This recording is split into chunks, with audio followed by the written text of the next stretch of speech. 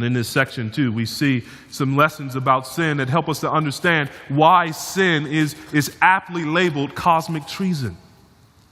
First of all, because sin is contempt toward God.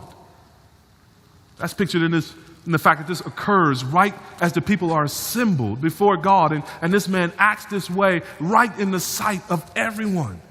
It's contempt.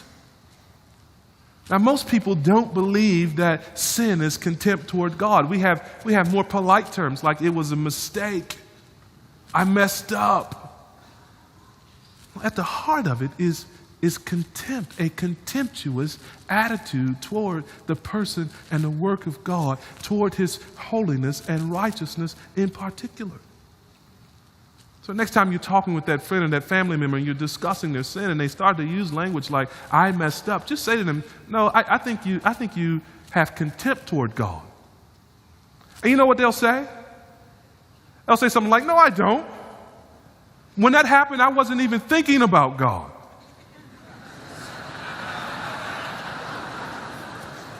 And you just say, exactly.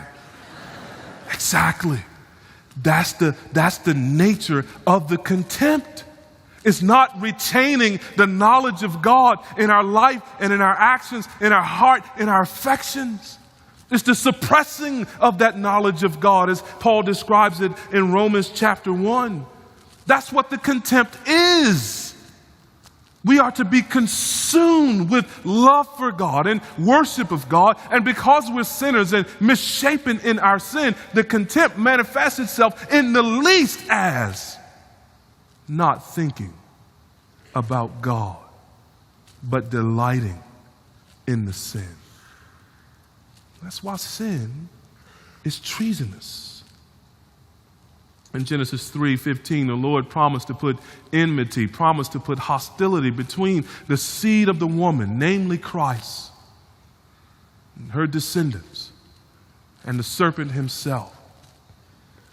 We read quite plainly and quite accurately and helpfully in Romans chapter 8 that the carnal mind, the mind set on the flesh, is hostile to God. Somehow the hostility has entered into us so that we are now contemptuous of God. We are alienated from Him and we are estranged from Him and we are at enmity, not with the serpent, but with God.